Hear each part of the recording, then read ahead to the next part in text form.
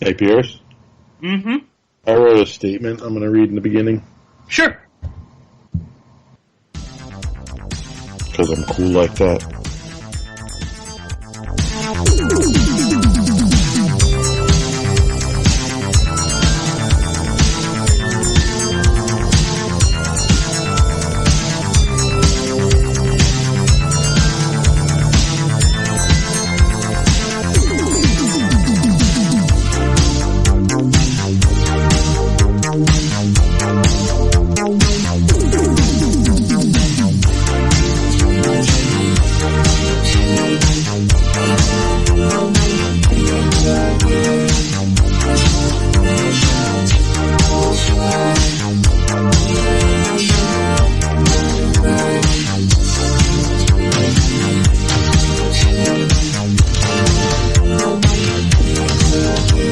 From the streets of New York City, Porkins Policy Radio. Here's Pierce Redmond. Okay, everybody, welcome back to another episode of Porkins Policy Radio. As always, I am your host, Pierce Redmond. You can find this show here at Ocelli.com as well as on my website, which is PorkinsPolicyReview.com. If you are new to the show, there are lots of ways to listen. You can, of course, find everything archived both at my website and also on Ocelli.com. You can follow the RSS feed directly on my website. You can sign up for email updates. You can find the show on iTunes, TuneIn, Stitcher, Google Play, Player FM, Podbean. Pretty much all minor and major podcatchers will have the stream. Of course, let me know if there is a particular podcatcher that you use that I don't mention on the show. You can also follow or subscribe to my YouTube channel. And if you enjoy the show, if you like what you hear, give a thumbs up on YouTube. Please write a review. Give us a nice rating on iTunes. That helps tremendously, and I'm extremely appreciative of all of that. If you really like the work that I do and you want to support me, then you can always go to patreon.com/Pierce Redmond, and you can sign up to be a subscriber of mine for as little as $1 a month. And that single solitary dollar, of course, gives you access to the exclusive bonus podcast.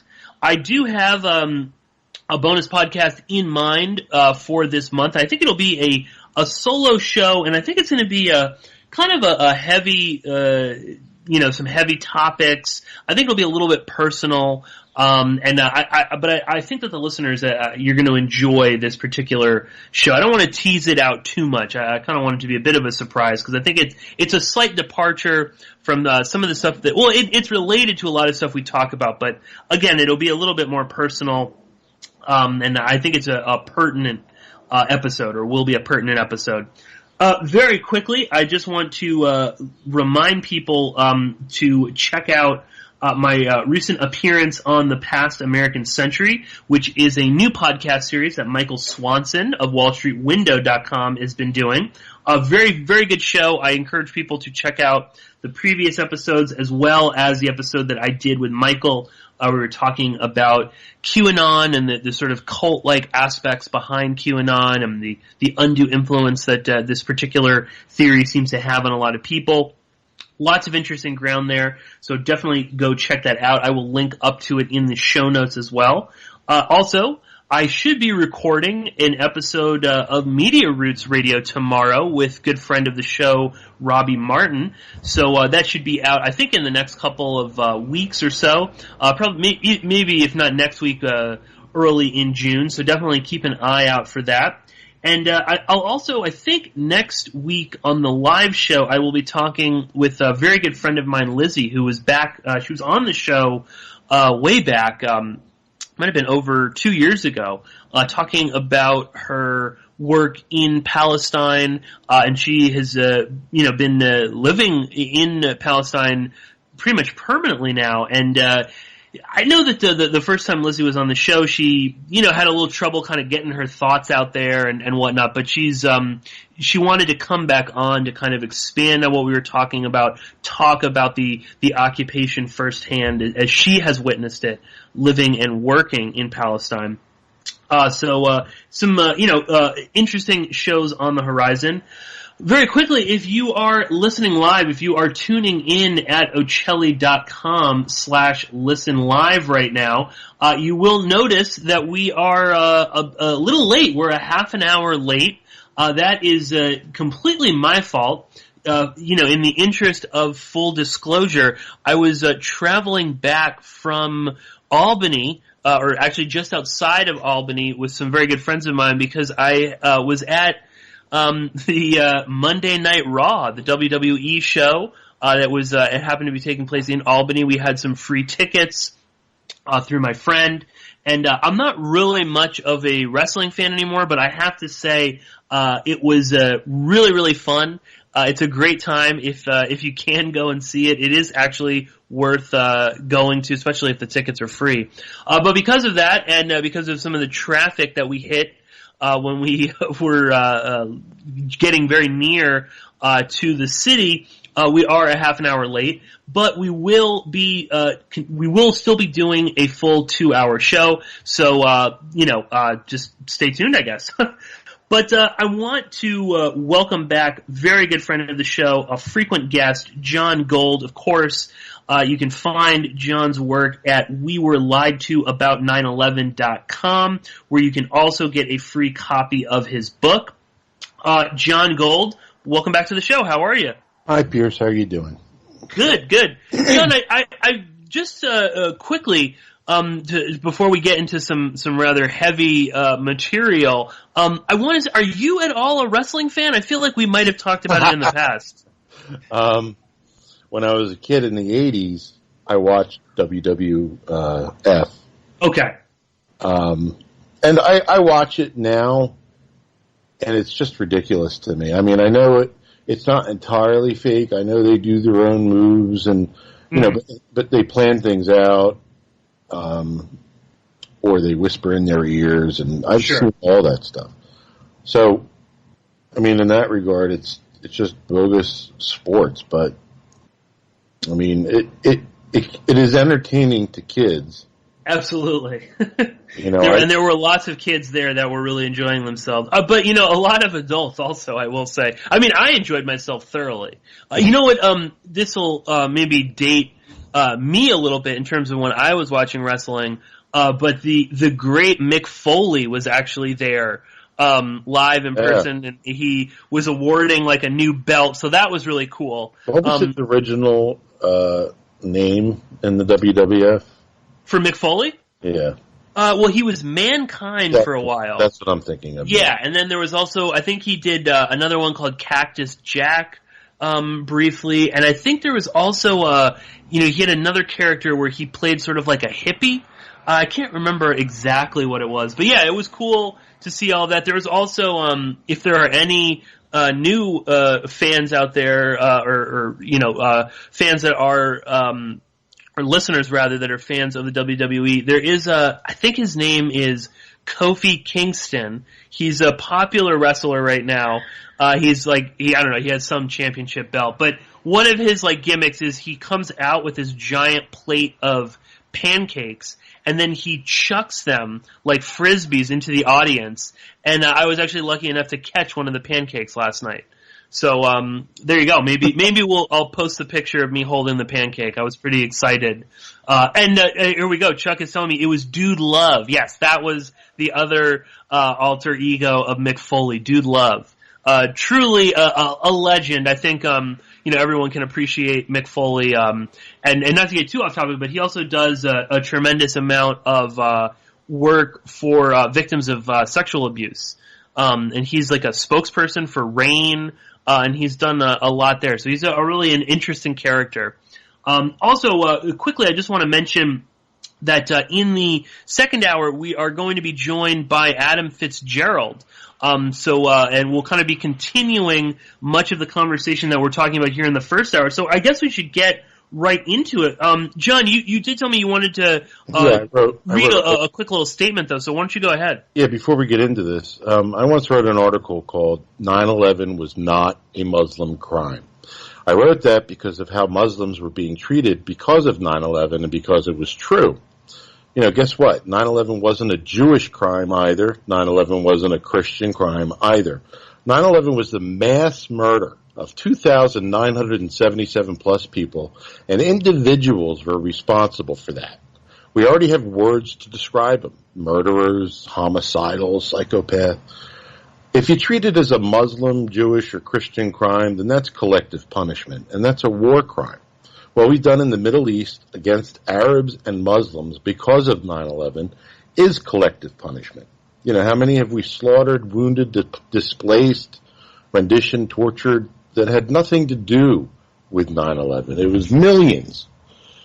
As for people at the top, they are not religious. I know this because of the Ten Commandments. Thou shalt not kill, thou shalt not steal. Those are two pretty big effing things to be completely and totally disregard concerning religion. Religion has been used as a form of control, in my opinion. In all the years doing this, I have never once referred to people like Muhammad Atta as that Muslim Atta. At least not since I realized we were lied to, which was May 2002. People tried to say that I was somehow out to get Muslims, and that is an absurdity. I've done the exact opposite. People have said that I'm trying to protect Israel. We could talk about that, but I've done the exact opposite. So I just wanted to get that out of the way before we start this conversation. Also, there is a lawsuit right now brought on by Bob McIlvaine and the Lawyers Committee for 9/11 Inquiry that has the information concerning urban moving systems in it. Anything I say is not meant to hurt those efforts. CourthouseNews.com had a good article about it, and it was taken down within a day. I called them to find out why it was taken down, and no one returned my call. That spoke volumes about something. For all we know, someone could have said, "Grr, that's those blasted conspiracy theories, take that down." Or it could have been something else. Maybe AIPAC put the pressure on them or something. I don't know. I'd also like to say that it's incredibly easy to create narratives about people using their religion or their last name that happens to be a mineral. I am not religious by any stretch of the imagination and never have been. Anything I've done in life that was religious was for my father, my grandfather, or my family. It's been kind of telling to see how many people are all over the news about the urban moving systems and seem to ignore the family's efforts in the courts with Saudi Arabia. The 9/11 truth movement is not what it used to be. We need to stop the hate and come together, or we're screwed. We're all human beings. We all have families, friends, hobbies, etc. We're all human beings. So stop the hate. Well, and just you were mentioning there the attention that certain stories get when it comes to 9/11 and the crimes of 9/11, and some of the stories that get ignored, unfortunately, and that is actually the topic of today's episode. And we wanted to, and I know that maybe some people think, oh, we're beating a dead horse here, or I keep kind of coming back to 9/11, but I do think that it is actually relevant because we are living in a post 9/11 world, and we will be for quite some time unless we collectively decide to change the world that we live in. But also because these stories are ongoing. There are new developments, there are bits of information that are coming out, and it's a shame that they don't really get nearly the attention that they deserve, and particularly when it comes to something like 9/11, a large-scale mass murder, and we still don't know who did it. Well, let me say this. The O.J. trial, do you remember the coverage the establishment news gave that? Are you old enough to remember that? Yeah. Why doesn't the 9/11 family's lawsuit against Saudi Arabia get that much attention? Doesn't it deserve that much attention? It's an absurdity, and that kind of attention is exactly the kind of attention that so many other things regarding 9/11 deserved and never, ever got. So I'd just like to point that out. Well, speaking about this, we have discussed previously, John, the 9/11 victims' family, their ongoing lawsuit against the Kingdom of Saudi Arabia, and there are actually some recent developments vis-a-vis this particular case, which is taking place here in New York City. Right. And you actually alerted me to this. You had posted a few clips from, of all places, Fox and Friends, the only outlet that actually covered what was going on, which I don't know what to make of that. Maybe we'll dissect that a little bit later. But there was actually some recent attempts by the lawyers representing the families to actually force the FBI to release the names of at least one high-ranking Saudi government official who was providing support for several hijackers in the U.S. And this is, I guess, specific. They are trying to release a memo, a 4-page memo from the FBI. I believe it's dated 2012. We'll link up to a bunch of this in the show notes. But this is a 2012 summary report by the FBI where there is at least one name that is redacted. And this is referring to a Saudi government official who was overseeing two other Saudi operatives, one being al-Thumairy and the other being al Bayoumi. And this particular guy was, supervising the two of them while they were in contact and providing material support for at least two hijackers that we know of, Nawaf al-Hazmi and Khalid al-Mihdar. And I'll throw it to you, John, to kind of flesh this out a little bit.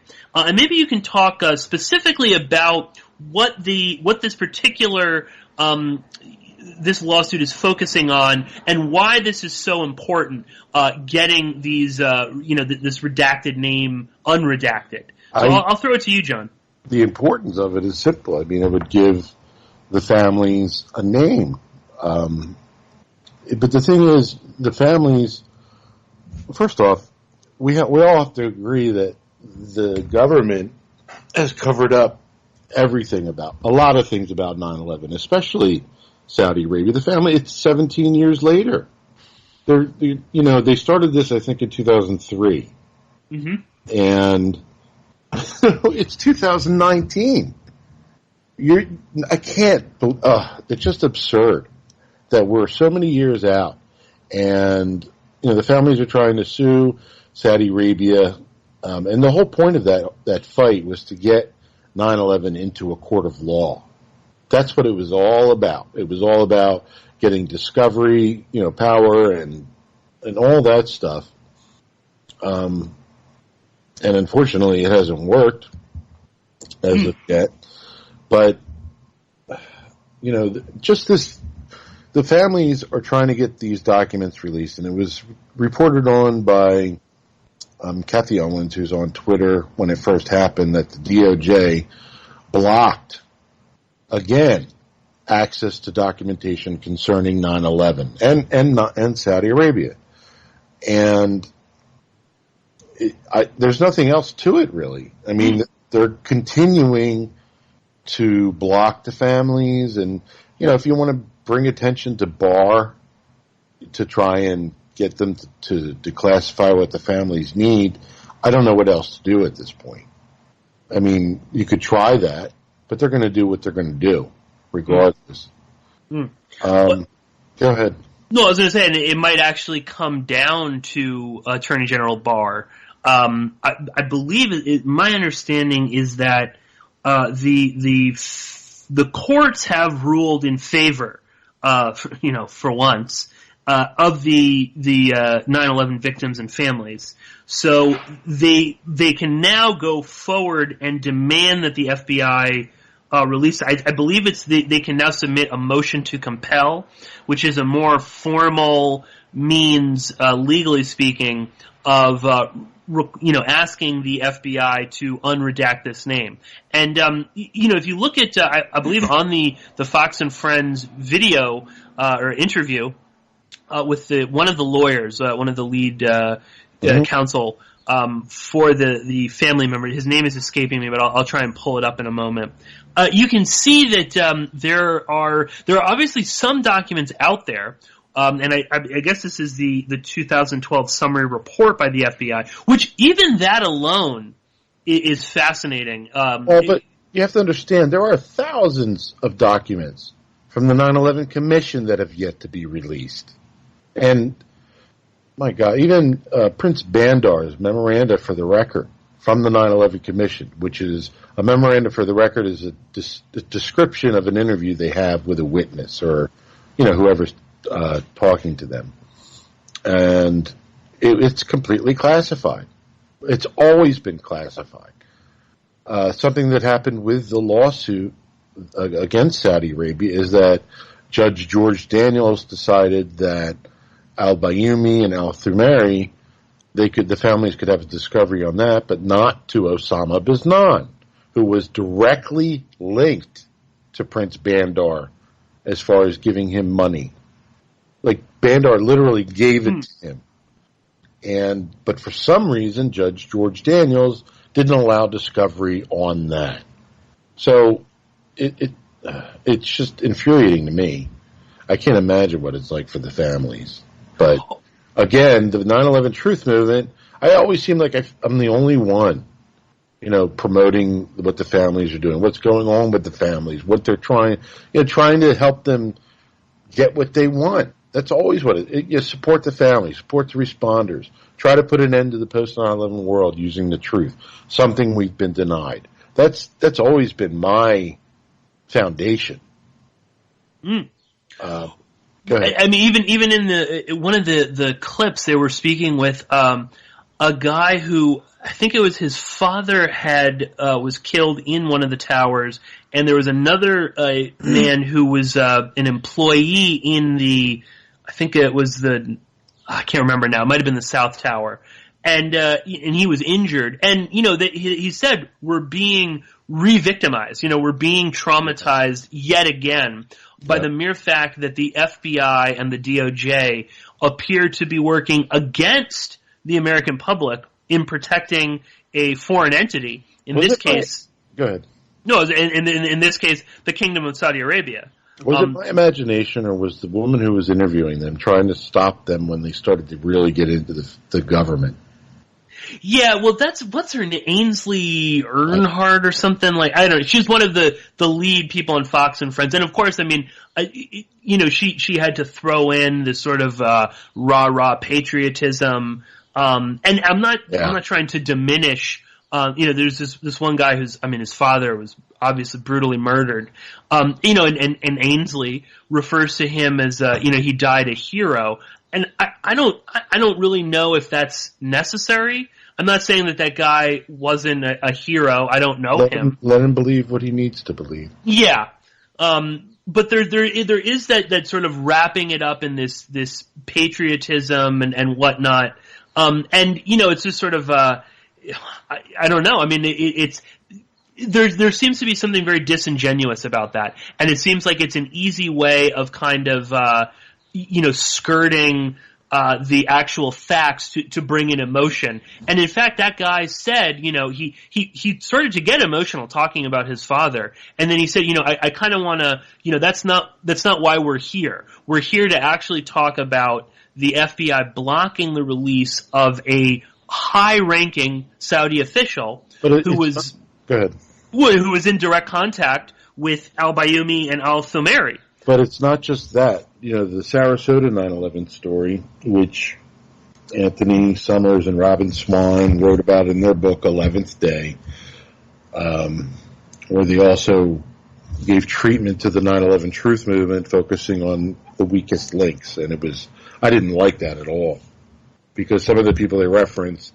in their book were people like Paul Thompson or Kevin Fenton, or even John Judge, who were members of this quote-unquote movement at one time, and then, jump on all the weakest links. It just, I didn't like that. It left a bad taste in my mouth. But,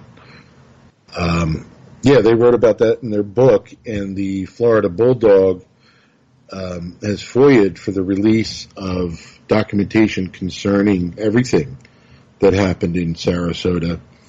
And when the FBI review report came out in 2014, there are 80,000 documents about that one incident that have yet to be released. Mm-hmm. And that's, I don't know if the families have that in their lawsuit. It's part of the story. But, again... there was something recently, I think you tweeted about an article that former Florida Senator Bob Graham. Yeah, and you know Bob. Well, I interviewed him. I don't know him. No, but you've spoken with him before. Yes. And he wrote an article that appeared in the Sun Sentinel about, he just basically told the story about the Sarasota incident. Because that wasn't made privy to them during the JICI or the Joint Congressional Inquiry into 9/11. And Bob Graham has been all over it. So it's Bob Graham, I think, really has been the most outspoken person regarding Sarasota. Oh, certainly. And I would say even in terms of public officials, he's one of the few people that are quite outspoken. It's interesting, again, that the 9/11 research community kind of trashes, in my opinion, Bob Graham, or they think that he's some sort of a limited hangout or something like that. All the usual sort of cliches. I don't entirely trust Bob Graham. I mean, that's me, but no, nor do I. But I guess I feel like when I interviewed him, I asked him specifically about the 2 leaks from the NSA that happened at the time of the JICI that apparently seemed to be an attempt by Cheney to disrupt what was going on. There was Richard Shelby who leaked those 2 things, even though he denied it. And I believe Bob Graham made a comment at the time saying that this was an attempt by Cheney to screw up things, and he didn't remember any of that. That would have been a huge thing to remember, I would think. He just didn't remember that. There were other things like Randy Glass but I'm not going to destroy Bob Graham if he's helping the family members. Well, I guess that was my point, is that I think we've become such a polarized society that if someone isn't towing whatever the line is of that particular group, then suddenly anything that they say, we shouldn't believe. And I find that a lot when it comes to the Saudi Arabia stuff. The link between the 9/11 hijackers and the Kingdom of Saudi Arabia is incredibly strong. And there is actually new information, as we're talking about right now. I mean, the families are making some headway. If nothing else, they will once again put the FBI front and center as one of the main culprits in the cover-up, at least as it stands right now. Yet it gets very little attention because, the Saudi Arabia angle it's not the particular theory that I like. So I'm going to dismiss everything related to it, or I'm not going to take it seriously, or I'm just going to say, it's a limited hangout. There's more to it. Well, obviously there's more to it. But that doesn't mean that we should just sort of, throw the baby out with the bathwater. And, zeroing in a little bit on this particular development here, I can't stress this enough, how important it is if this name is released. I mean, John, the total speculation. I mean, do you have any, are there any sort of... I tried looking up who it might have been. I don't know. And I wrote the names down on Facebook, but I forgot. I didn't bring them along. I'm sorry. Well, yeah, I mean, one of the first things that kind of jumped out at me is this a name that will be familiar to people? Well, that's what they said before the release of the 28 redacted pages. They said that you would find a name in there that is knowable, the public would know about. And that could have only been one person. Bandar. And it was. So I guessed that right. Yeah. With regard to the 28 pages, when we were really pushing for their release in 2016, for some reason, there were people suggesting that Israel was mentioned in those 28 redacted pages, and I did not understand where that came from. Never, not once, have I ever heard anyone suggest that what was in them had to do with Israel. No one that has read them has suggested anything other than Saudi Arabia. I may have read once that the UAE may have been in there as well, but I don't remember. And when it was released, there were 3 pages still redacted and redactions throughout. So you could say anything about anything that's in those pages. I don't know, but I never, ever have heard anyone suggest that it was Israel in those pages. And, in the Jicky report, there's a quote under the solution, a new OSS. It says, quote, "This new agency should endeavor to learn from both the successes and failures of Israeli HUMINT efforts. Their aggressive tactics and inventive use of non-official covers may serve as a useful guide for this new agency. The Israelis have had notable successes in penetrating terrorist organizations, and we should learn from their efforts. The new agency may also want to consider some level of partnership with the Israeli human services in light of the amount of overlap in the terrorism and proliferation threats to both our national interests." So there's a huge compliment right there for Israel and their efforts against terrorism. I don't know that they would be held culpable later for 9/11 in those pages. Do you think? No, I don't think they will or would. And again, I think that I don't understand why people would even jump to that conclusion. Well, they seem to jump on the coattails of the efforts to get them released to push whatever they were pushing. And then when they were released and they didn't see what they wanted to see, they denounced them as some sort of a psyop meant to distract us. Which is, they're continually moving the goalposts when it comes to this. And again, too, if a group of family members, people that live through it, if a group of just interested lawyers wants to take Israel to federal court in the United States because of their involvement in 9/11 or in helping to cover it up or whatever, well, then sure, go for it, But that's not happening. But what is happening are an active lawsuit right now, and which is also there are documents that have been released that we are not even privy to. In that Fox and Friends interview, the lawyer when he was speaking with Ainsley, he did note that they've gotten various documents, memos, and stuff from the FBI after the FBI was served with a subpoena last year. But these documents are under a protective order. So while the lawyers can view them, and presumably maybe some of the family member, I'm not sure how that works, they can't reveal what's in them. So there's already, there is information out there that we haven't even really been able to piece together. There's so much. We haven't even had a real investigation as far as I'm concerned. Well, here's an interesting thing, John, that I wanted to kind of get your take on is the time frame of this. You mentioned at the beginning of the show, we're talking about a crime that took place 17 years ago, and we've really made little to no progress when it comes to this. Now, what I found interesting was that this lawsuit, they are not trying to get documents from the FBI dated 2001, 2002, 2003, not even 2004. They're trying to get a summary report from the FBI dated 2012. So that is a significant amount of time between when the attacks happened, when the FBI was investigating, and now. Right. They used to say all the time that there's an ongoing investigation. We can't answer that. There's an ongoing investigation. We can't answer that. Oh my God, they're still using that. I've seen it still used to this day. Well, that's what the lawyer said in the thing. He said that when he was questioned as to, well, what's the reason that the FBI gives you? He said national security, which is terrifying. And it's like, whose national security interest is that?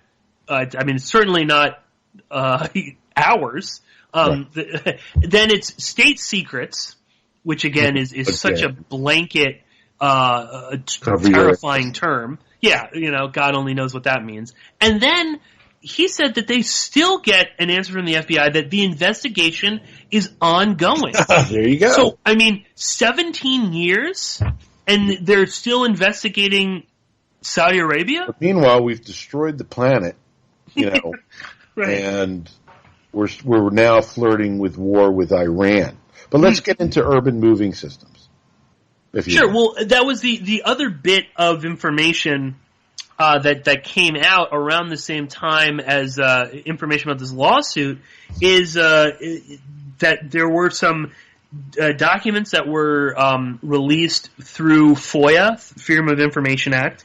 And this is fascinating to me, is that, on the other end of the spectrum, we have the FBI actually following through and releasing documents to some anonymous Twitter account, some guy who goes by the name of Pepe the Unredacted Frog. You can find him on Twitter, at Dual Citizen Pepe, and citizen is spelled Citizn. And there's some, it's nothing new. Let me say something real fast about dual citizen. Yeah. That for years, we went through that argument in the 9/11 Truth Movement for a long time. And it wasn't accurate. Like, I couldn't find addresses, of homes that belonged to people that were in Israel. That supposedly there were lists of people that were dual citizens. Yeah. And they included, like, George Tenet and all that stuff. And that was way back when, but there was, like, lists of people who were dual citizens. The correct term is dual loyalty. Okay? There are things called the right of return, which every Jew apparently has the ability to go to Israel and live there if they want to. Also, I think that if your mother is born in Israel, you're automatically a citizen of Israel. But that would mean I'm dual citizen. I mean, that's like absurd. My mother was not born in Israel, but I'm a Jew. But whatever. I'm not a dual citizen of Israel. No, and obviously that is what this Pepe the Unredacted Frog is referencing. And if you go to his Twitter account, it is basically a bunch of tired old memes about Israel being behind virtually everything. He retweets some good Donald Trump Jr. Quips about the Mexicans coming to murder and rape all of us. It's filled with a lot of hate and racism. What's sad is that Trump is obviously supporting Israel with his declaration of the capital being in Jerusalem, which just frustrated the world.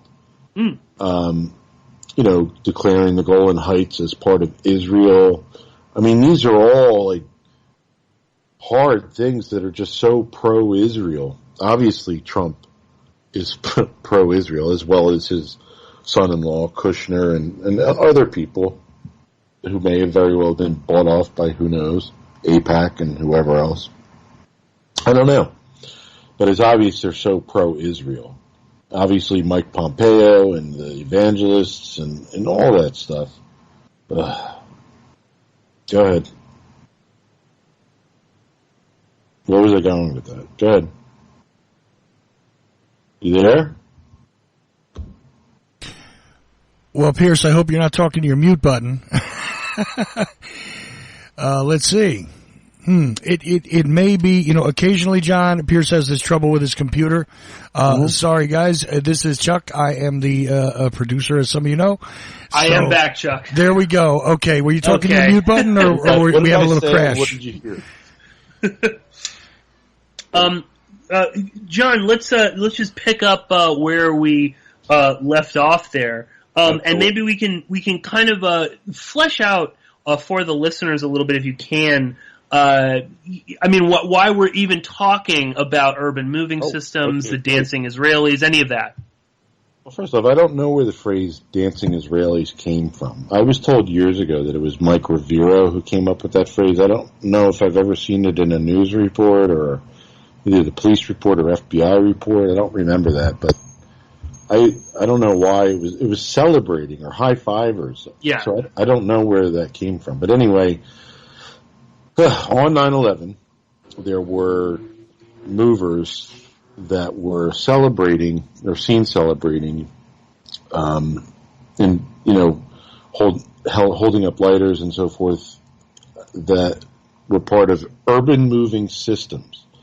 They were seen celebrating, and for years we didn't know if they were celebrating prior to the attack, or just there prior to the attack, or if they just got there after the and were filming. When I first, actually, they were not filming. I don't think they had any video cameras. I think they were all just cameras. Mm. What was I going to say? Oh, when they were all taking pictures and stuff, there was someone who saw them, and they called their friend named Maria, I think, and Maria reported it to the police, and they issued a bolo, be on the lookout for this white van from Urban Moving Systems, and they caught them, and they arrested them, and they said, "We're not your enemy," or something, "The Palestinians are your enemy." And that was a theme on the day of 9/11 and the days after 9/11, that people were blaming Palestine for what happened. They were trying to link Palestine. And Robbie Martin, in his movie, A Very Heavy Agenda, he has clips of these people saying these things. So it seemed like they were coinciding with what was being said by others, by Netanyahu, for instance, who said 9/11 was good for Israel on the day of 9/11 and in 2008, and when in 2010 during the sizzling summer protests, when Netanyahu came to visit the White House, I had a sign that said Netan Cuckoo, which so far as I know I came up with, but whatever. Netan Cuckoo said 9/11 was good for Israel on 9/11 and in 2008. That was my sign. So it was like a common theme. And in fact, when they were arrested, so far as I know, the police report does not mention explosive residue, but the FBI report does. Did you ever see that? Yeah. And I can't explain the discrepancy or the difference between the two reports. Can you? No, I don't know where the explosive. I mean, because there was also, of course, another van that was stopped on the George Washington Bridge, right? Where they claimed that there was explosive residue in that van as well, and it was George similar. Washington or Brooklyn? I thought it was George. I think it was George. Well, maybe it was. I can't remember now. I want to say it was a George Washington, but you might be right that it was the Brooklyn Bridge. And again, this is one of the endless issues when diving into this. Is facts begin to get jumbled. But there are reports about that. Any police reports, no FBI reports about that, so we really have nothing to go on with that. I'm sure others could tell you otherwise. If you focus on one thing for however long you're doing this, you're going to get good at that one thing. And I focused on everything. So I know a lot about everything, not just one thing. So that's what I've tried to do over the years. But anyway, if you have focused on one thing, you're going to know more than someone else. As far as the urban moving systems, they were arrested and detained. And apparently I think they were detained for 2 months and then let go to Israel. And I think during that time, 2 senators, unnamed senators, fought for their release, and I'd like to know who those 2 people were, who those 2 senators were that fought for their release. And when they were released, I think they tried to sue the American government for the treatment they received while they were in custody. That's something that's odd to me. You know, if you,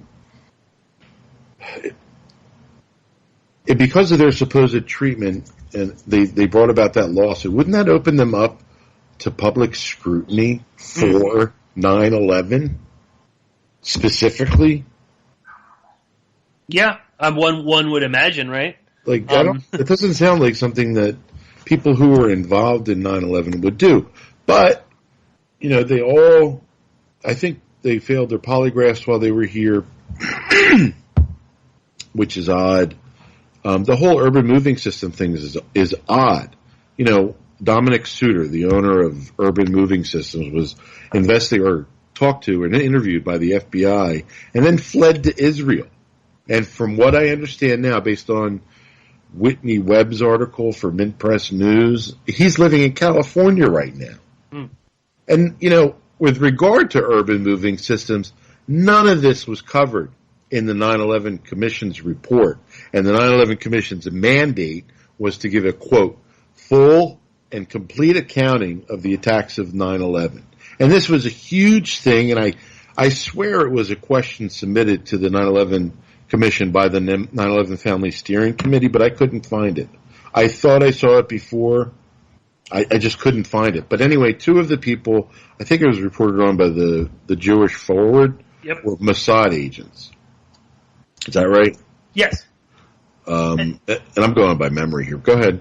Well, I was going to say, I mean, the reason that we're even talking about this again, just so the listeners are clear, the FBI has followed through with a FOIA from Pepe the Unredacted Frog and have released documents relating to urban movers, and specifically, we now have some of the photos allegedly taken by these 4 or 5 Israelis who, of course, later admitted to being Mossad or working for intelligence. Now, they're not real photos. They seem to be photocopies and possibly even photocopies of photocopies. What's behind them is very hard to make out to me. Yeah, the skyline is almost completely kind of like, it's just white, basically. Yeah. And didn't they say they were destroyed? Yes, that was certainly one of the stories that we were told early on in this, that when there obviously there were FBI reports where they referenced these photos, and I believe there's something like 70 photos in total, and what was released was like a handful, maybe 10. Of these very kind of grainy photocopied images. Well, one of the things that was interesting about them is one of them had a date of 9/10. So accordingly, from what I hear, they were there, or somebody was there the day before checking it out. This is what I don't.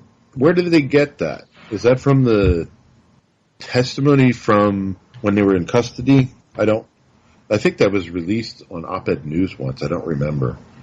Well, there seems to be, I think, so Whitney Webb of Mint Press News wrote a fairly lengthy article about this. We'll link up to it if people want to check it out. There's really nothing, I don't think any of you out there are going to find anything new or, particularly relevant. It's all stuff that we've heard before. She does make note of the time discrepancy, and I believe that there are some, this sort of conflicts with various different conversations with people involved where they were talking about, no, they were actually there on 9/11, then some of them were 9/10, and, somebody must be either lying or misremembering. I don't know the case. But, Joan, we've about 10 minutes left in the first hour here. I want to address the document the event quote. Sure. Okay. When they were arrested, I think they said, no, I'm sorry. When they went on television or a talk show, they said, or someone there said, quote, "The fact of the matter is we are coming from a country that experiences terror daily." Now, two things about that quote, they said, our purpose, the whole quote is, "The fact of the matter is we are coming from a country that experiences terror daily. Our purpose was to document the event." Two things about that quote that are interesting. obviously the first part was a bit of propaganda from him, and as I said, Robbie compiled a whole bunch of people that tried to tie Palestine to 9/11 on the day of and the days after 9/11.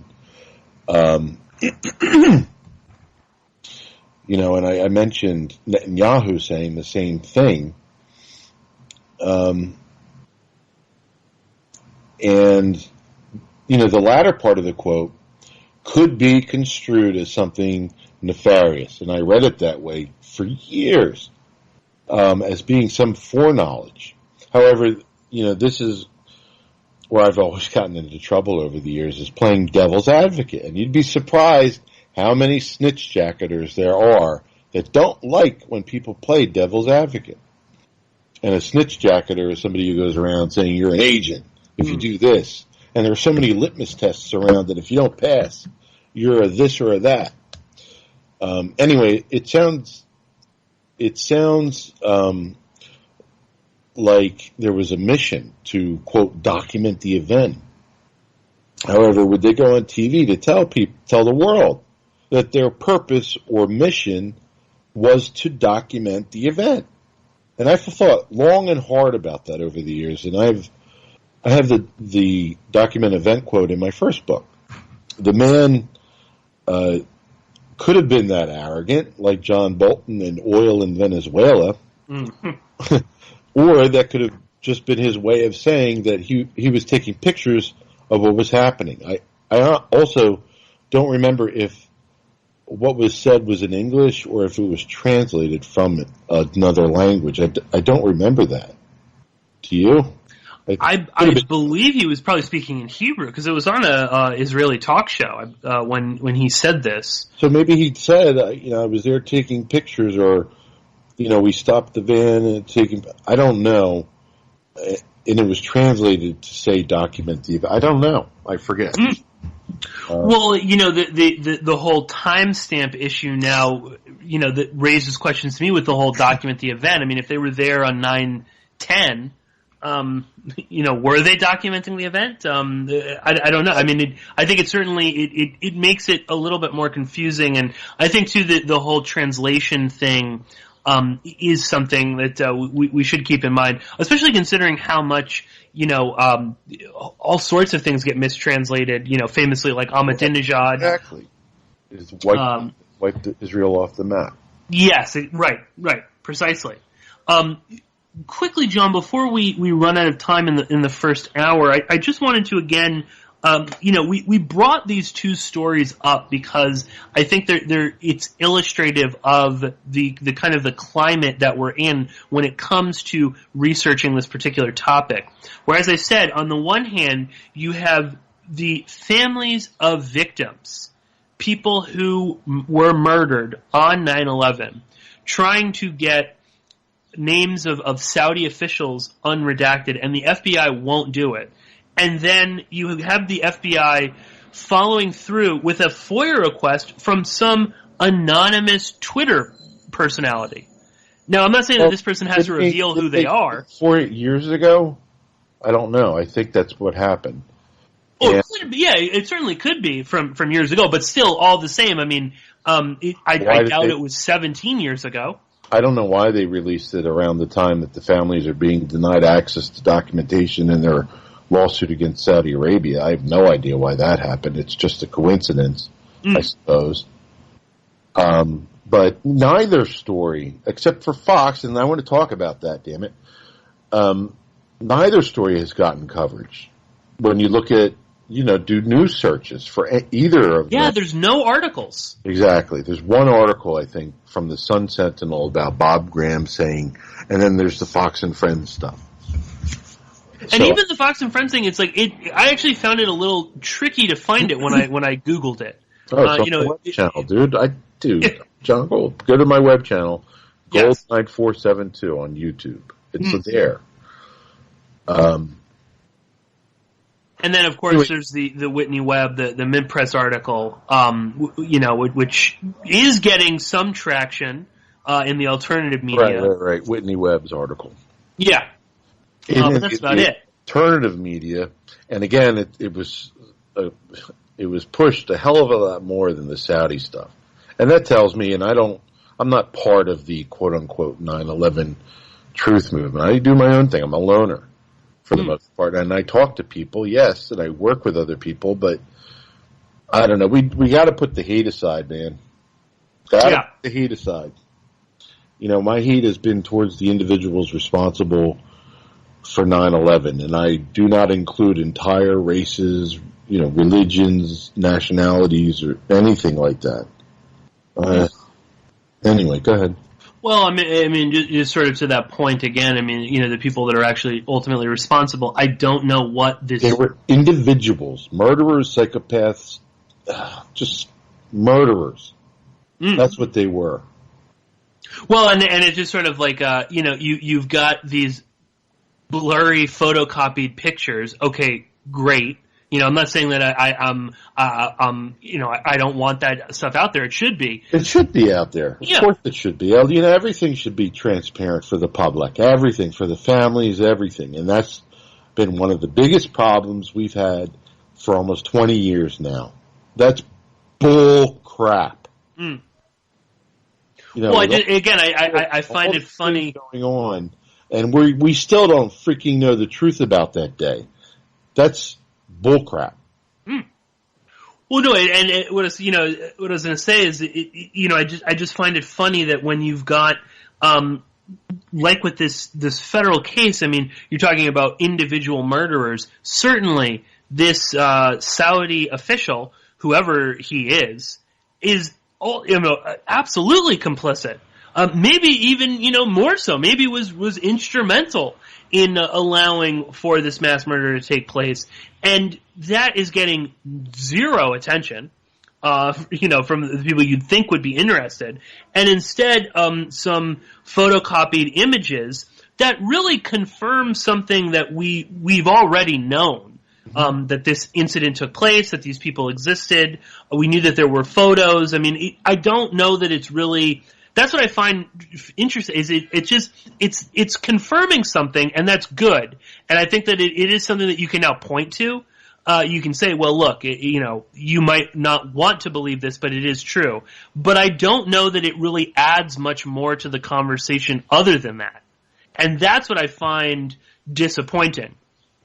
Whereas there are actual pieces of information that, you know, maybe if we collectively were helping, you know, to fight for this, like for the FBI to release names of Saudi officials involved, that might actually bring about that would bring about real change. I think again, the on a much larger political level, that would you know, force people to maybe shift away from supporting Saudi Arabia. But John, we're at the very end here, and I just wanted to give you the last 30 seconds or so to remind people where they can go to find all of your work. You can go to my YouTube channel, which is Gold9472. You can go to WeWereLiedToAbout911.com to get the free copy of my second book, which has directions to get my first book for free within it. So, free. Excellent. And again, recommend people check all of that out. So we are going to wrap it up here in the first hour with our good friend Jon Gold. In the second hour, we are going to be joined by Adam Fitzgerald, and I think we're going to expand on much of the conversation, maybe dive into a little bit of the minutia. So please stay tuned, and I'll be speaking to you very soon.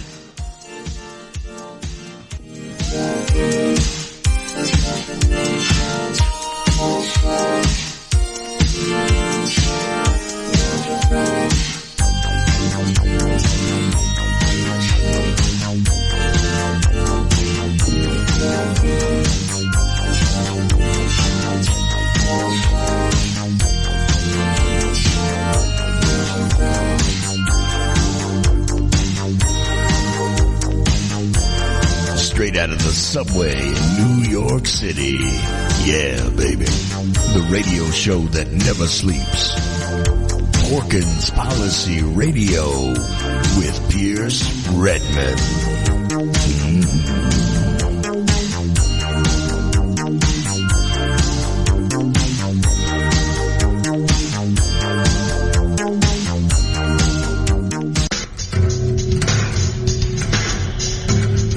WallStreetWindow.com. Gold, silver, the stock market. WallStreetWindow.com. The brilliant author of The War State brings you exclusive reports about the big changes upcoming in the markets. WallStreetWindow.com. Perhaps you're invested deeply. Perhaps you're not in deep enough. Maybe you're thinking about getting started. WallStreetWindow.com. Michael Swanson, the brilliant author of The War State, understood these trends professionally for many years, and now he gives you the benefit of his knowledge. WallStreetWindow.com. Go there now. Go there now. Go there now. News, entertainment, and more. You will learn something, children's. Ocelli.com.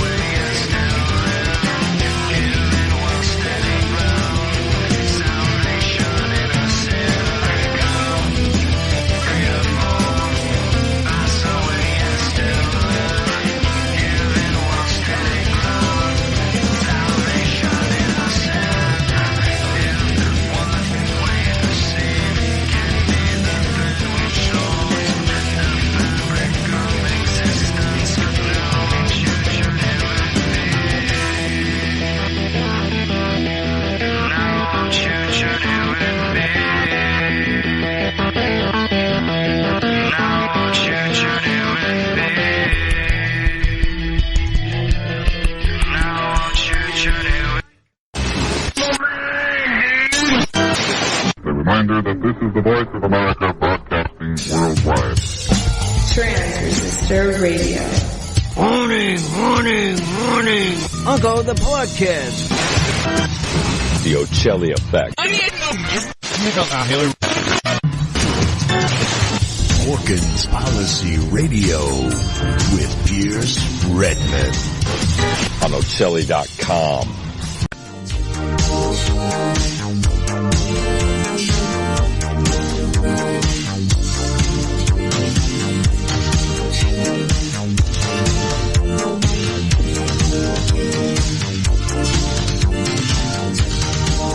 Now back to the man, Pierce Redmond.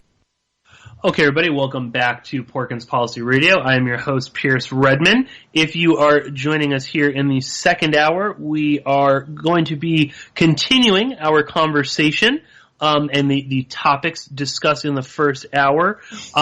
Jon Gold is still on the line with me, and also the phone lines are open. So if you would like to call in, and certainly Adam, I would love for you to call in.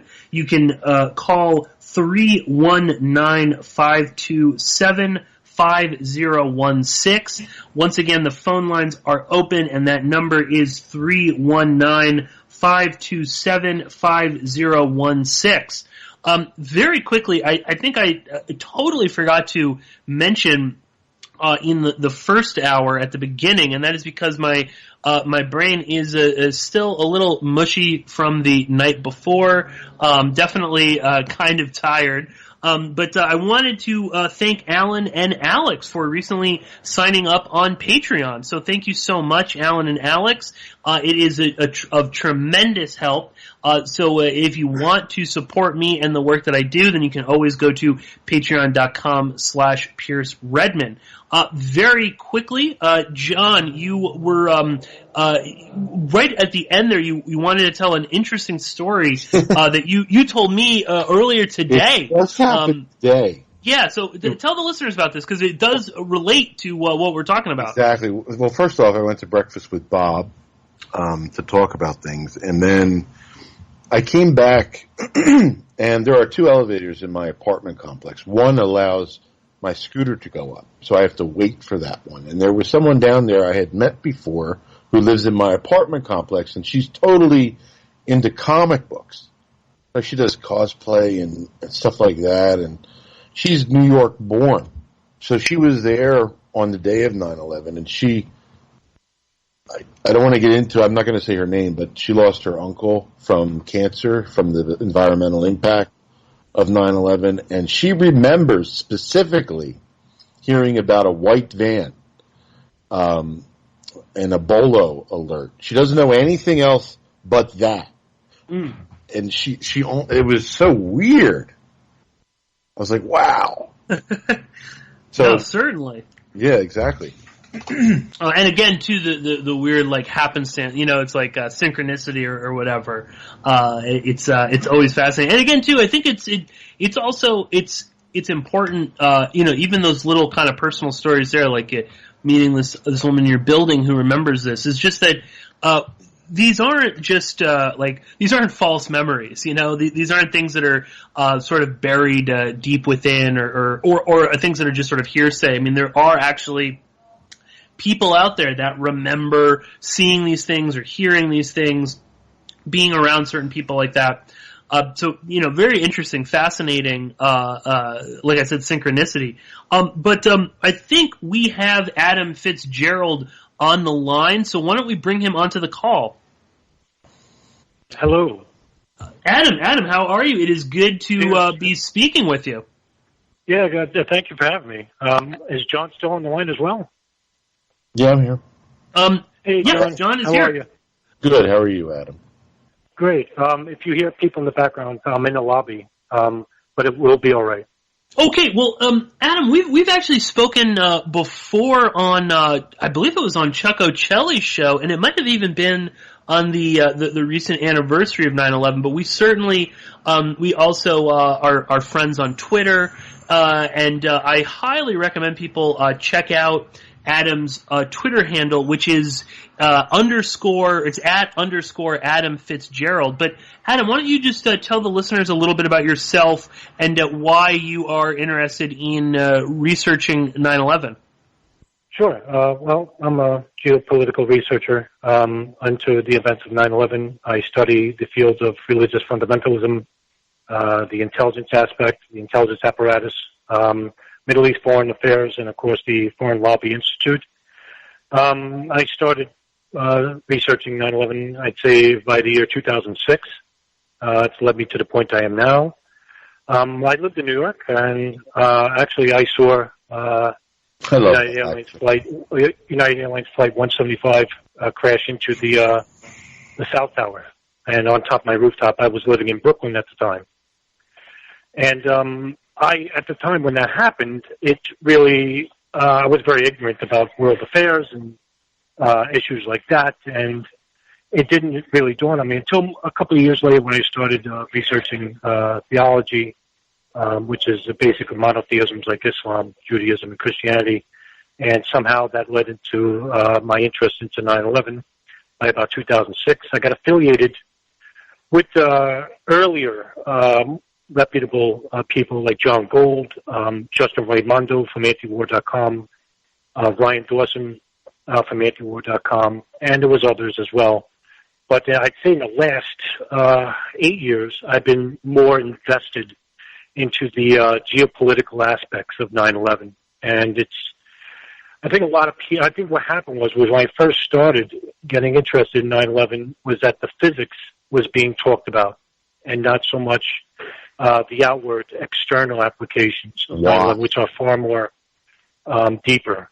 And I saw people, for example, I guess, what would be a Tony Zambati, Stephen Jones were talking about, and I knew nothing of physics. I was completely ignorant. I said, but to me, those are dead ends. I said, if you want to take a look at the more deeper aspect of 9/11, you need to look at the political, the geopolitical, the internal agencies here, and the external agencies abroad, which are far more important. And so I started with that, and I had no idea it would lead me to where I am today. And I wouldn't consider myself an expert by any means.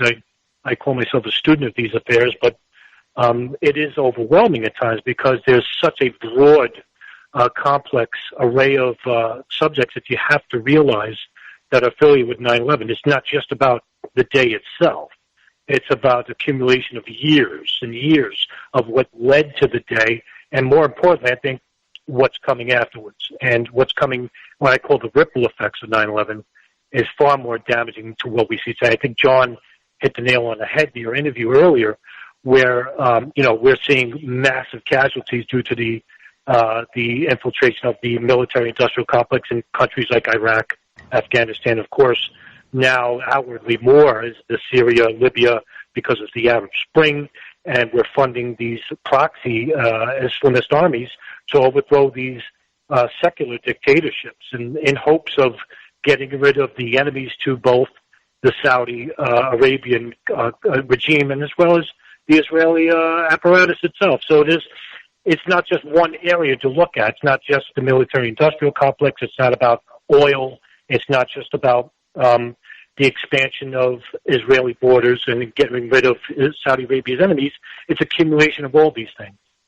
And I think what's more troubling in my experience, this is coming from my experience only, is that a lot of people within these two groups called the debunkers and truthers, the truthers of today, not of yesterday. I think these truthers today are not even truthers, but anyway, that they don't care to extrapolate on these issues.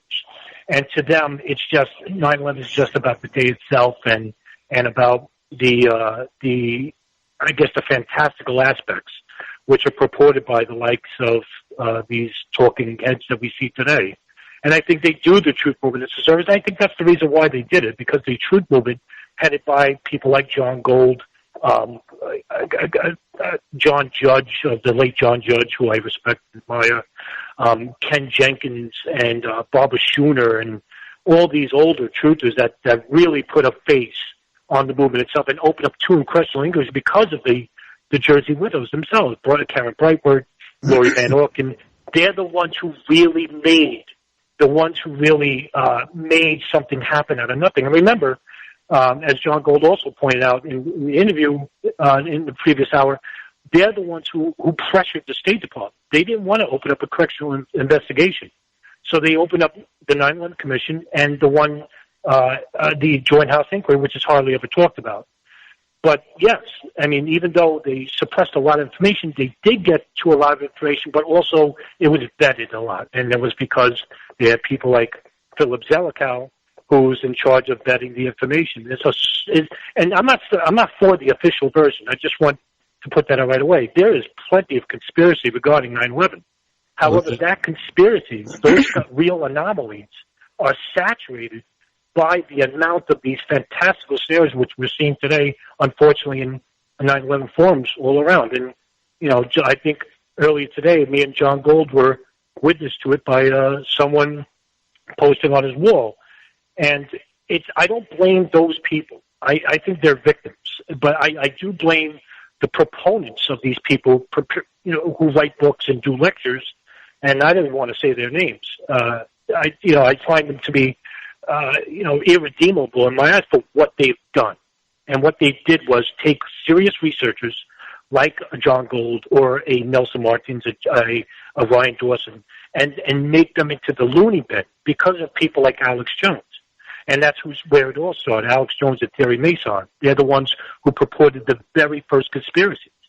And that started in 2002. And it just took off after 2006. when Loose Change came out, but it was worse as each year. Like the scenarios are getting worse. No planes, CGI, new missiles. This is all basically disinformation, and it makes the real researchers, who I mentioned before, and it puts them in that same basket, which is disingenuous at best. I mean, these people have for years have purport websites galore. I mean, 9/11 Blocker has been around forever. It's been around since 2002. HistoryCommons.com is a great website to go to, but none of those people will ever look at that because they look at these videos purport on YouTube or Twitter or whatever handle, Facebook or whatever, and they really dominate the spectrum.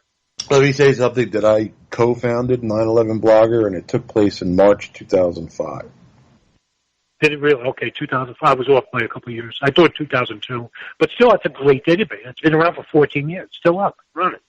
Yeah, my site started in January of 2005, so it's older than Blogger, but go ahead. Yes, but I think with 9/11 itself, there is, like I said, there's plenty of conspiracies. You hit on one with urban moving systems. You also had, and it's not just those 5 Israelis either. I mean, there was other Israelis with urban moving systems that were arrested even the day afterwards. There was an arrest made on September 12th regarding 2 people named Roy Barak and Modi Butbul, and they were pulled over in York, Pennsylvania, which is about 130 miles away from where they said they were going, which is Chicago.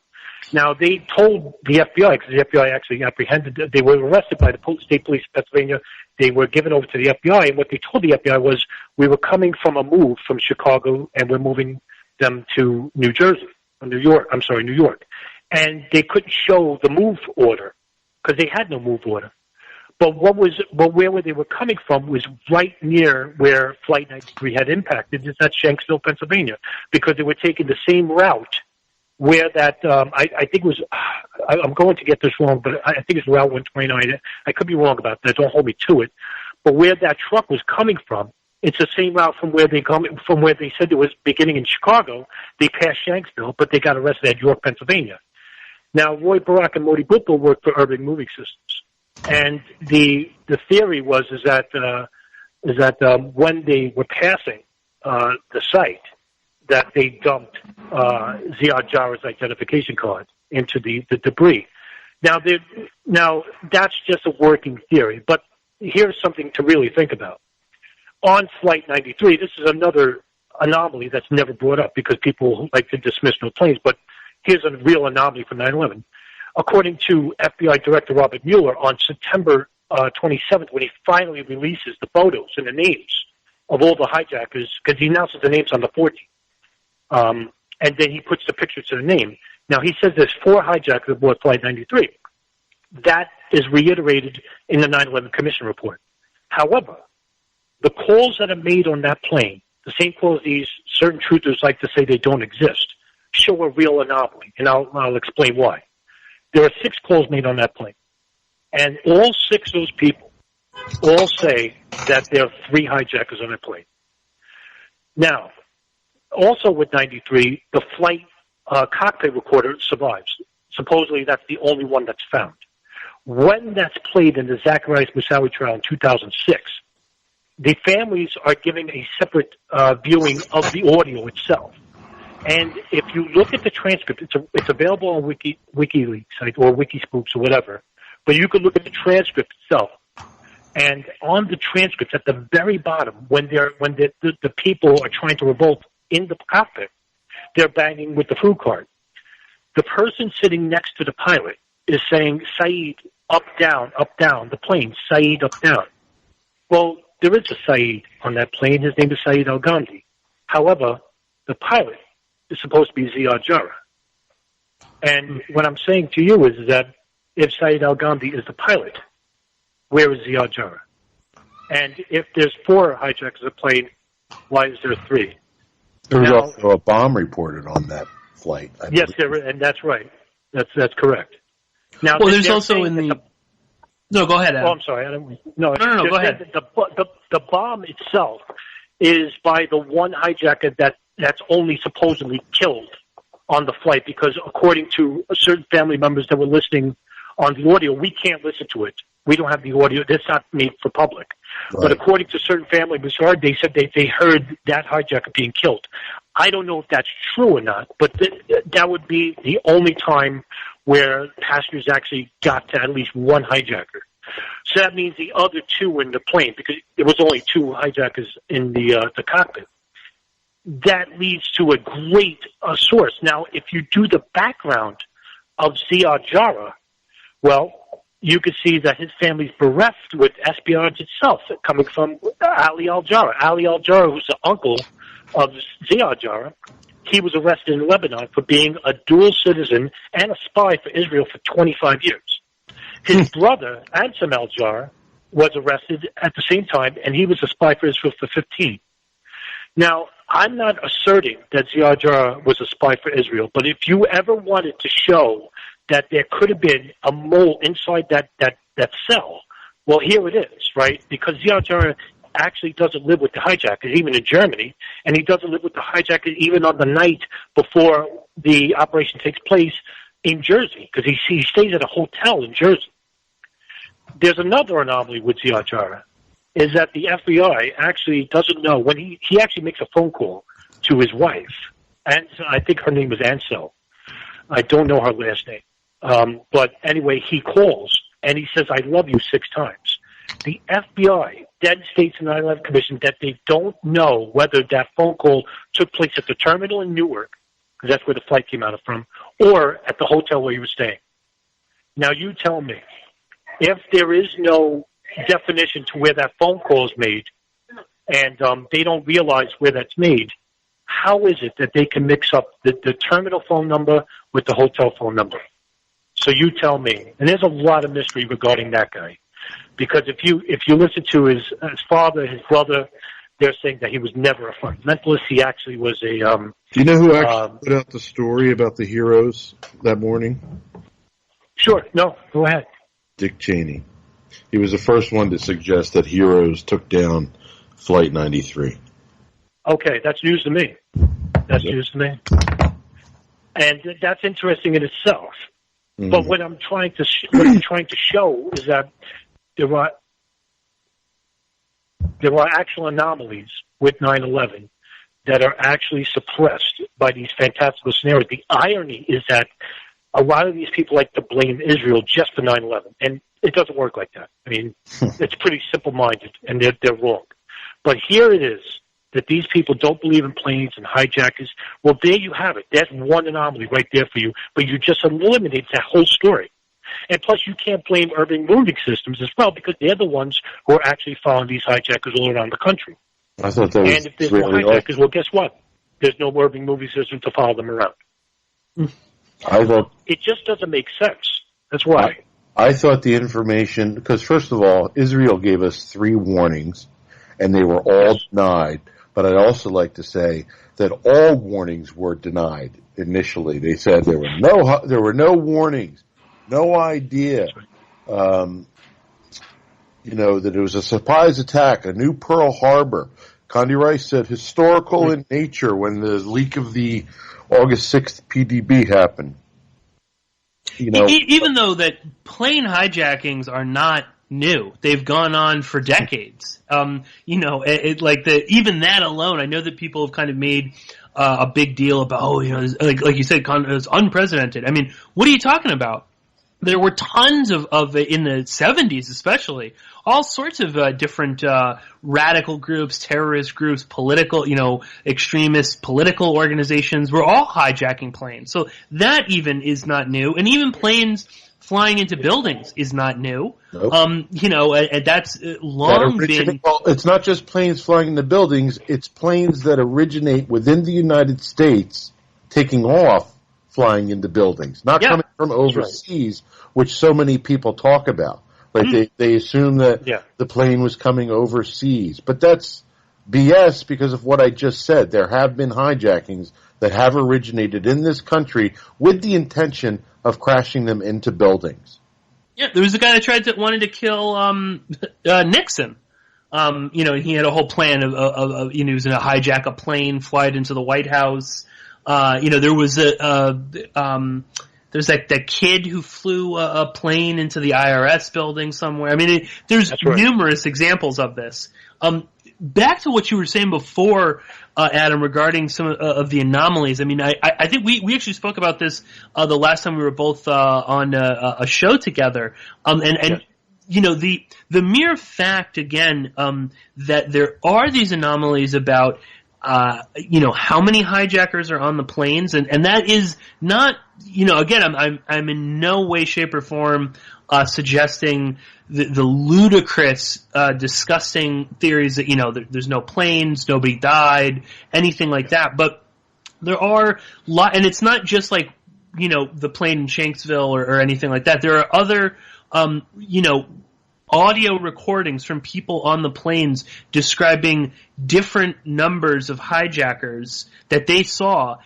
You know, their numbers differ from what we've officially been told. And the only reason I bring this up is because this illustrates, again, the point that the basic tenets of the investigation were not even done. We don't even really fully know, you know, what unfolded on the planes themselves. I mean, you can look at, you know, John, you mentioned very early on, you know, the attention that the O.J. Simpson trial got relative to 9/11, and certainly listeners will know I've done, you know, hours, probably over 10 hours of shows diving into the O.J. Simpson trial and so much. And while there are huge discrepancies and people can check out, you know, my thoughts on this, the basic, you know, structure of the murders themselves of Ronald Goldman and Nicole Simpson, whether, you know, regardless of where you want to go with that, the actual structure of like what happened is fairly straightforward.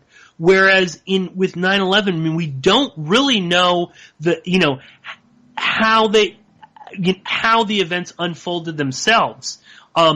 Vis-a-vis what was going on the planes, how many people were there, the reports of bombs on the planes. There are also, and this is sort of secondhand, but Robbie Martin was talking a few months back regarding the Dark Overlord leaks, which I still don't know quite what to make of them, but that supposedly in some of these leaks there are, you know, these internal memos from various law firms where you know, there were lawyers floating the possibility based on their own investigations that there were guns on the plane, that some of the hijackers had firearms, you know, so that doesn't comport with the whole box cutters.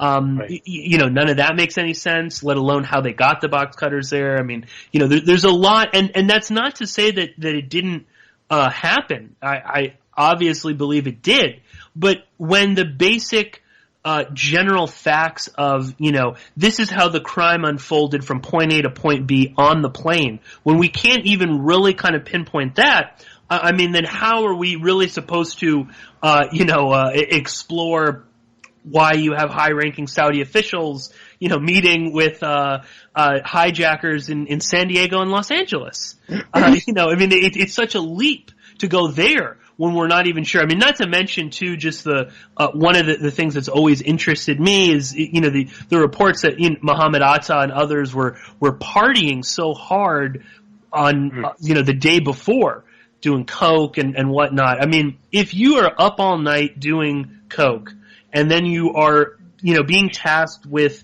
carrying out a super you know, important mission, I mean, are you going to be in the right mindset to do this? And that's not to say that you know, it didn't happen, but was Mohammed Atta merely meant to just be on the plane? You know, was he just... That's the question. You know, I mean, right, exactly. I mean, were some of these guys just meant to be on the plane and there were other people involved, or there were people that knew more than they did? These are questions we can't answer, and anybody who acts like they know what happened on those planes are full of it. Absolutely full of it. I mean, with the exceptions of, you know, we have planes and all that other, you know, let's roll. I don't even know if that's accurate or whatnot, but in fact, I think it was found not to be accurate, wasn't it? No, I think that was really wherever that sort of phrase came out of, and people can check out. Tom Secker has done a little bit more looking into the Paul Greengrass film United 93, but there are certainly lines and things and phrases that came out of that movie that are not at all accurate or even remotely true. You're talking about United 93. The film, but because that film is so ingrained in people's minds, and the mixing of reality and fiction, there are certain things that we've come to believe to have happened on say United 93 that didn't because of this film.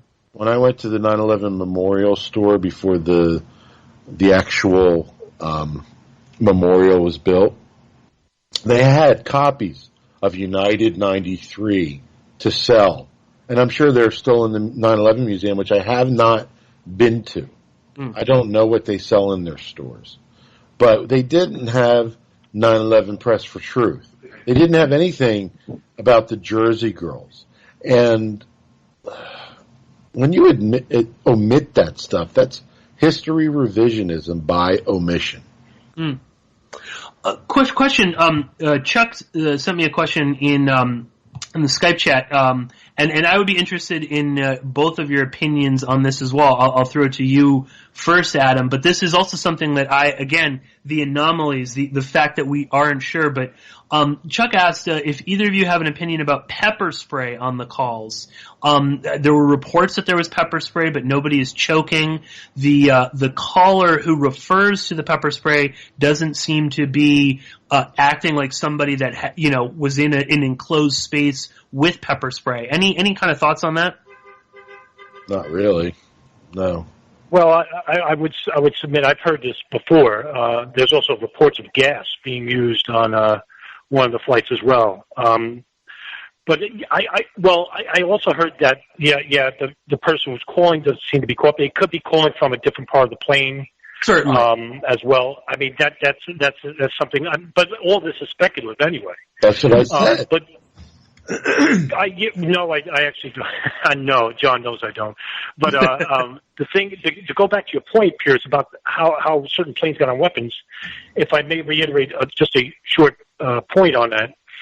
On September 10th of 2001 at Logan Airport in Boston, there was a supervisor by the name of Eric Gill from Argon Bright Security, who was doing the security at Logan.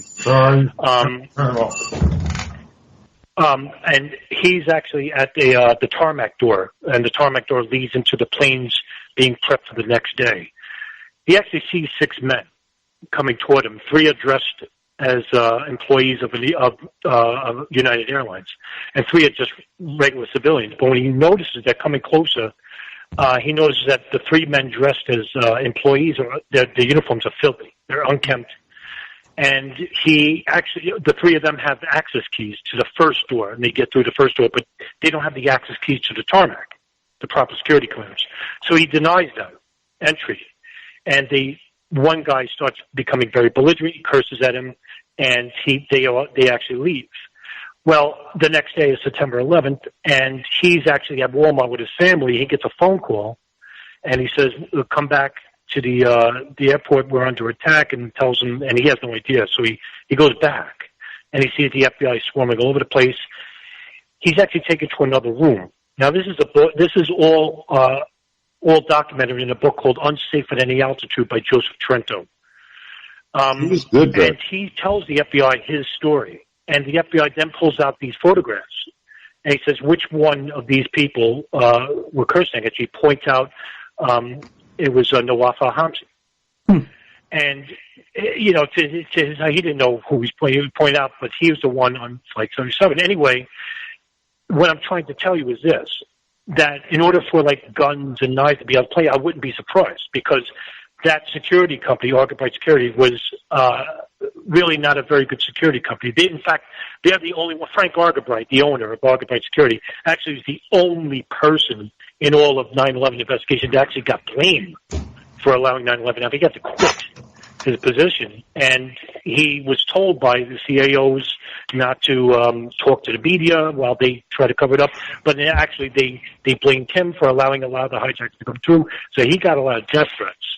And you could read about his story on YouTube. He does lectures still, but if you want to compromise those planes, all you have to do is get to the maintenance workers who do the work on the tarmac. And in that book, on Safe and Anyhow, it goes into detail how the Argobite security actually hired a lot of these Arabs from the late 80s, early 90s, and they didn't do any background checks on a lot of these people. So it wouldn't be surprising to me if these people got onto these planes at the tarmac and planted those weapons on those planes.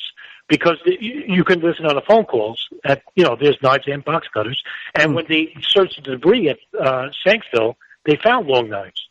And according to one report, you can find on history.com, it's going to sound pretty vague, but there was actually a report of a gun. But CNN reports on September 13th or 14th that there are planes, when they lift the air ban, finally, that there are weapons being found on planes. And also, there's over 55 arrests just on JFK and LaGuardia alone of people being dressed as pilots, have weapons and knives and box cutters trying to get on the planes itself. So who are those people, and why isn't that reported in the 9/11 Commission? And it's not, actually. And I know from our last interview, I brought up the case of United Airlines Flight 23. And just to give a short rundown on that, it was a plane that was supposed to take off on September 11th from JFK to Los Angeles. And it was on the tarmac, ready to go, but Gerald Arpey, who's the manager of United Airlines, commanded all United Airlines to not take off. So they're going back to the tarmac again, and one stewardess gets on the phone and says, "Well, we can't fly. We're going back and we're going to deplane." Three Arab men get up and they start cursing at this woman and being very belligerent, saying, "We have to fly," and she calls security.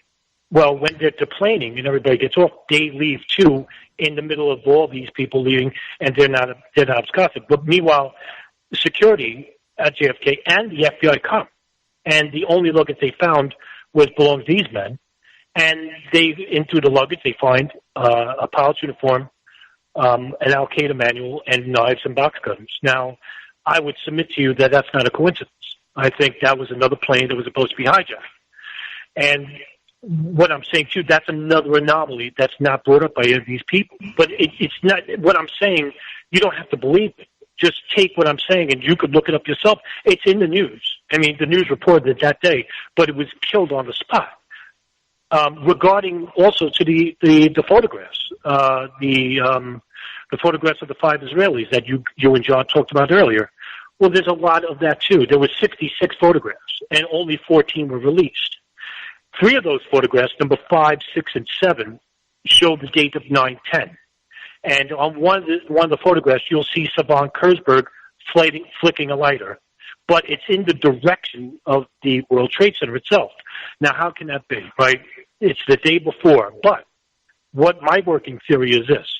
If they have foreknowledge, as I know they did, that Savan Kurzberg actually showed that it's actually going to the World Trade Center. Why he's holding the lighter is that it's going to burn. Because there's another photo of Savan Kurzberg on the day itself, as well as Paul's brother, as well as Oded Elner and Omar al Bayoumi and Yaron Shmuel, all holding lighters between September 10th and 11th.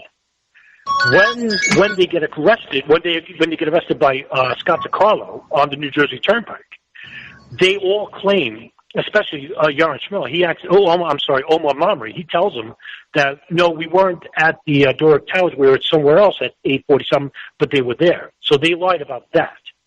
And also, there are 3 eyewitness accounts saying that there was an Urban Moving Systems truck at 8 a.m. Now, there is information that shows the Easy Pass, which they're using. One truck, which is coming from Brooklyn, where they stood at, one truck actually entered the Brooklyn Battery, the Brooklyn Battery Tunnel at 7:48. But it takes approximately 26 minutes to get from there to Doric Tower. So that means they could be there right before the first plane hit. I'm not suggesting that they were, but there's evidence that they could have been there. But there's also conflicting evidence that says that they saw them afterwards, or because Maria, the one famous eyewitness, she's the one who asserts that she saw three of the men on top of the truck. And that they were celebrating, and they were, flicking lighters, and then she writes the license plate down. That's how Scott DiCarlo gets the truck to pull over. But remember also, too, that when they are pulled over, Stefan Kurzberg, who's driving, doesn't get out right away.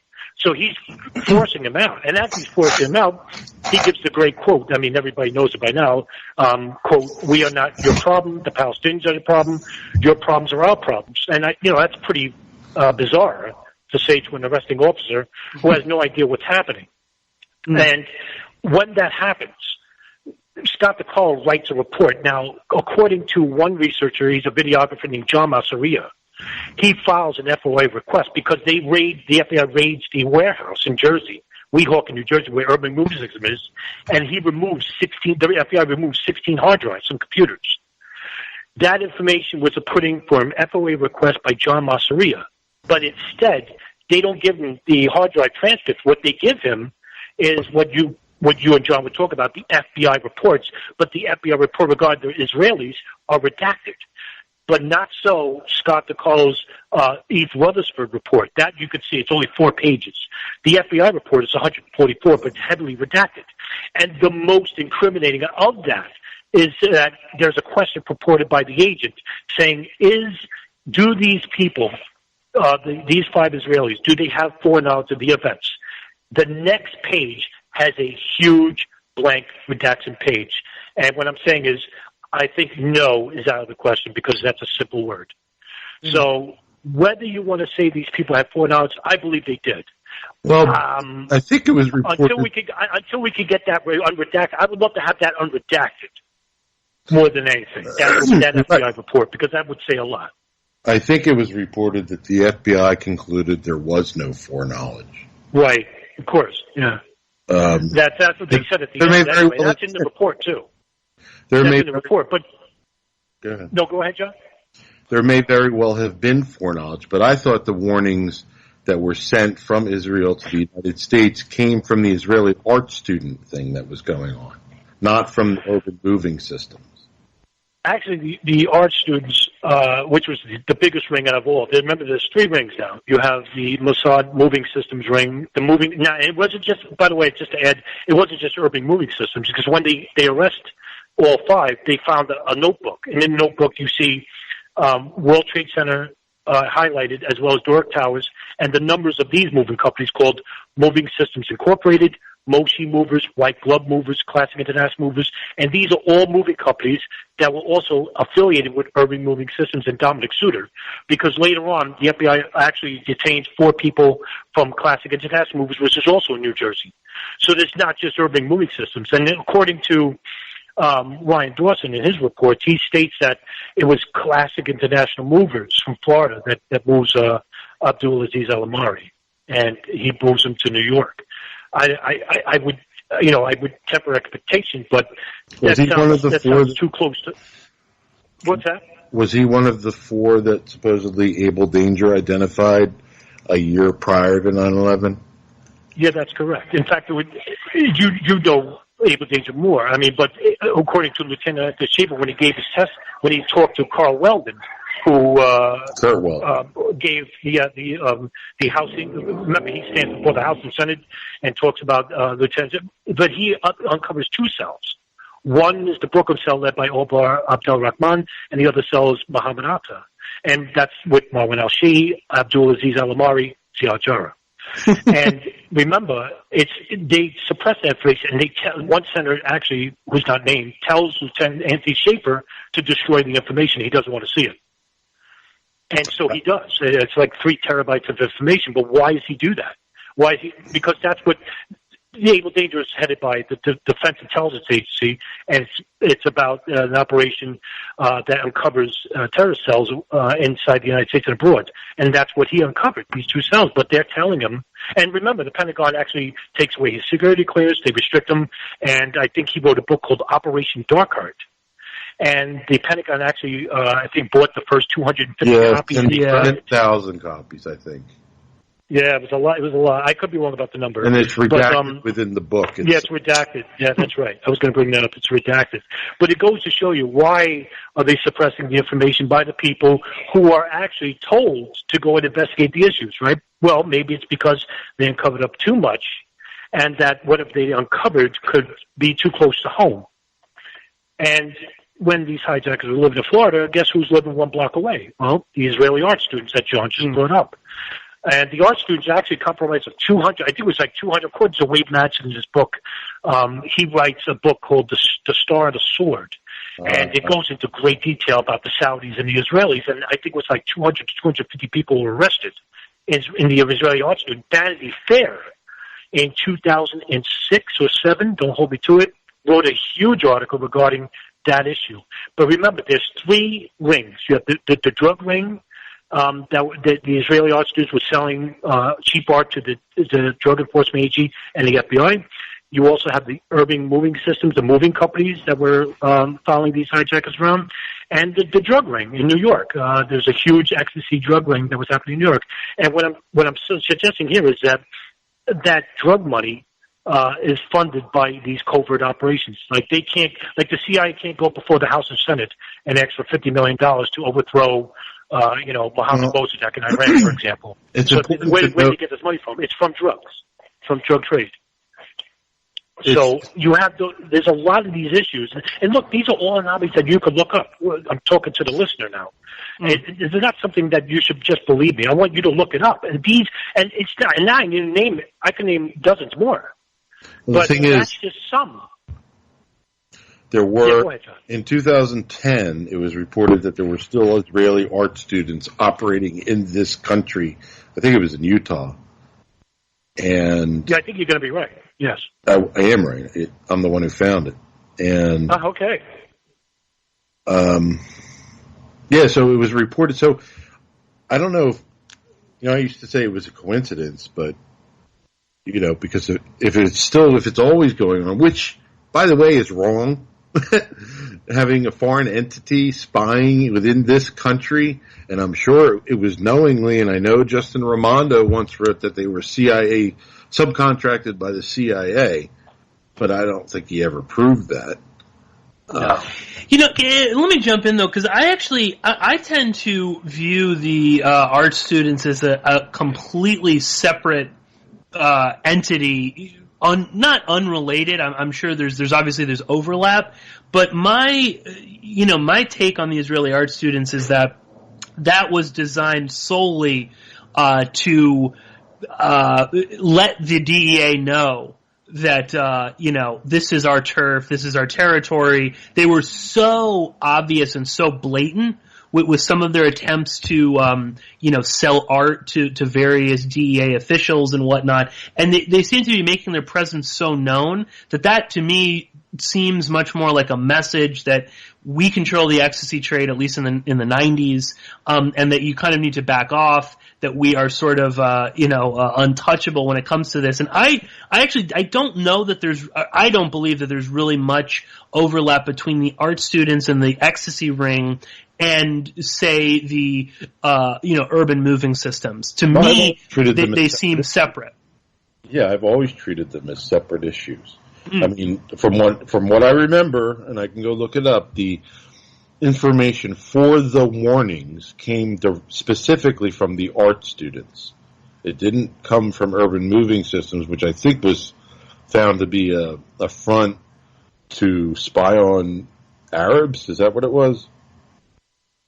Yeah, well, that's like some of the articles in Counterpunch. I can't remember the journalist's name, but he did good work. But that was his sort of theory, was that urban moving was sort of monitoring them. There is a little bit of that overlap, though. I mean, you brought it up, Adam.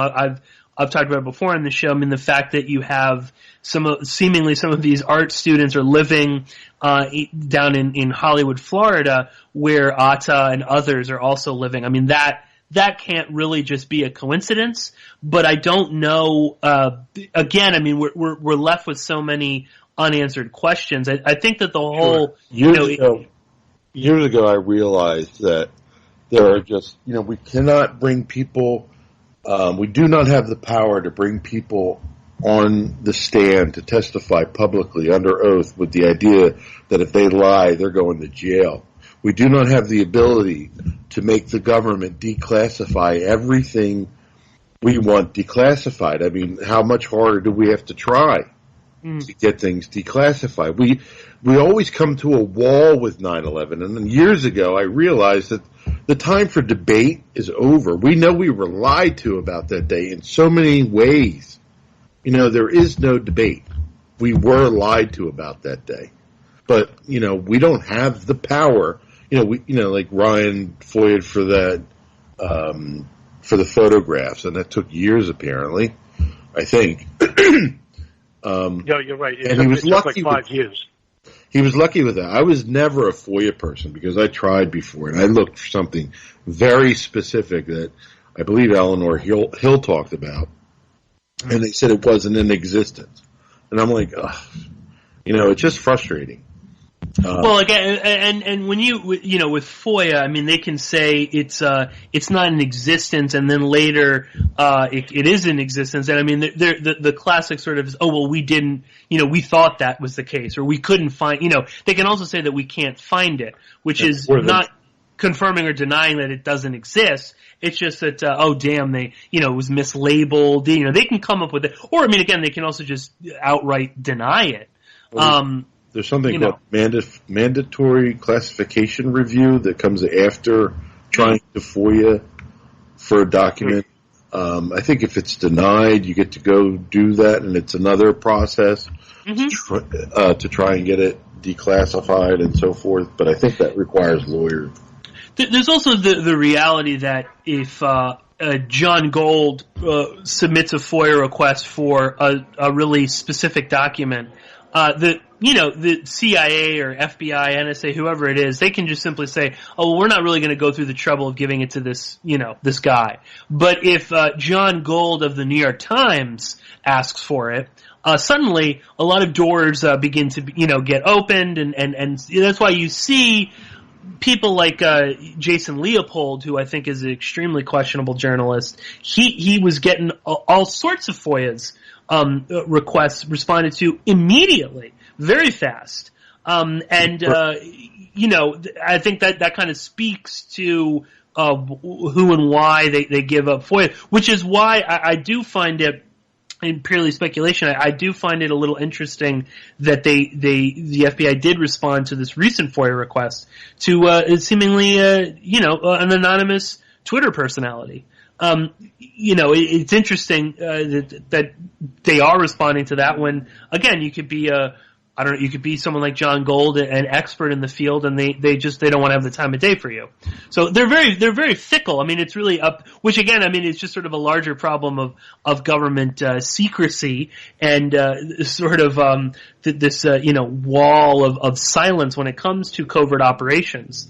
They can kind of come up with whatever reason they want: national security, state secrets, what have you. I mean, obviously they're doing that with some of the victims' families, related again to whoever was supervising al-Thumairy and al Bayoumi. That apparently is much too important to release. It's quite a shame because again, I think that is much more of a there's a solid thread there that you can really kind of pull if you get that name. You could maybe move forward, or at least isolate that person. I mean, again, if it's Bandar, make it so that he can't go somewhere without people asking him. What were you doing meeting with Bayoumi and al-Thumairy? What did you tell them? What was your role in all of this? I mean, again, as you say, John, I mean, we're at a point, unfortunately, where we're just sort of left with questions. There's not so much in terms of evidence or new facts, which is why it is important to continue to have these conversations, especially when there are actual developments happening. We should get behind some of the family members who are suing right now, or at least help kind of spread awareness of the fact that they are out there actively trying to uncover at least one aspect of this. And again, I mean, we've covered a lot on this particular episode. I'm sure we threw out a lot of names and facts and dates and anomalies and stuff, and it becomes so daunting. And then that is, of course, one of the problems diving into an event like this. So the same way, you look at something like JFK. I mean, there's so much. It's so dense a topic that it becomes, it's very daunting.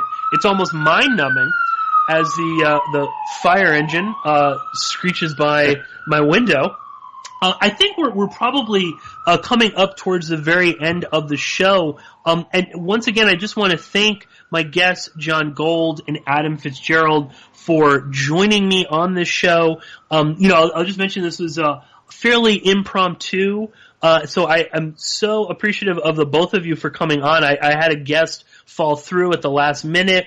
Obviously, I was traveling back from Monday Night Raw, so I was a little out of it on the way over here. So I'm glad that both of you joined me.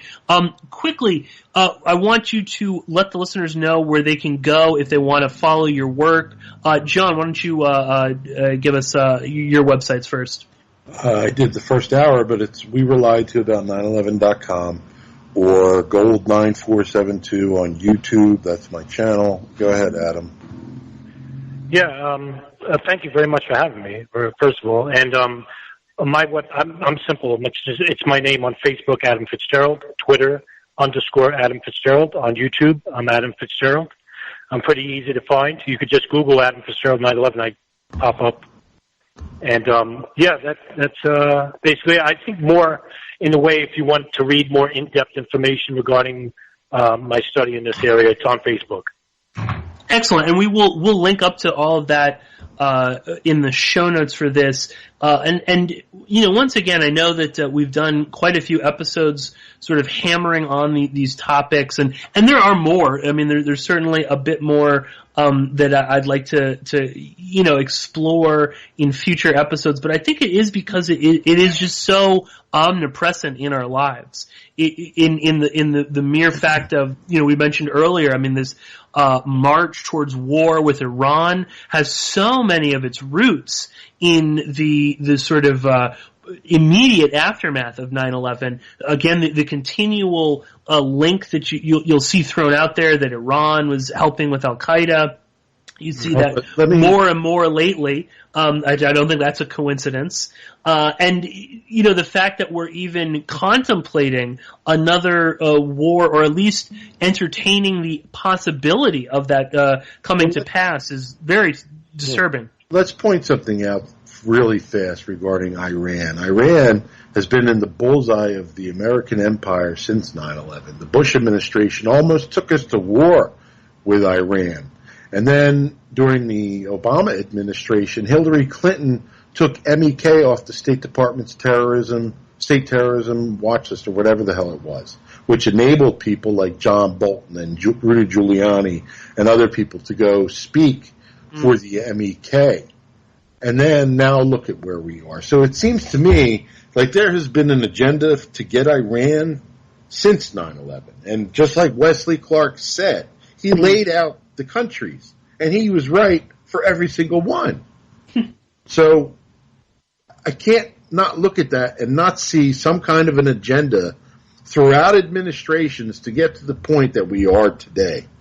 Look at how many military bases are surrounding Iran that were not there prior to 9/11, prior to our invasion of the Middle East and so forth, prior to expanding eastward, which we promised we would not do after the fall of the Soviet Union and all that stuff. I mean, after 9/11, there were so many bases in Iraq and surrounding areas of Iran that just were not there.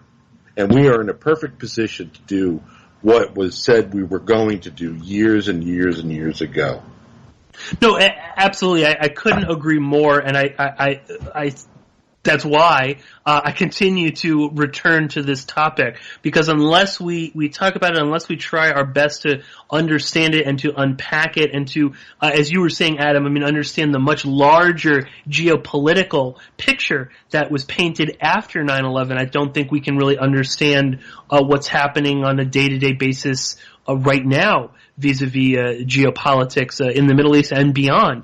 But I think we are going to leave it here for today. So once again, I want to thank my guests, Jon Gold and Adam Fitzgerald, for joining me. I want to thank all of you for listening. If you want to hear more of my work, you can go to PorkinsPolicyReview.com. And if you'd like to support me, then please go to Patreon.com/Pierce Redmond. You can sign up for as little as $1 a month, which of course gives you access to the exclusive bonus podcast.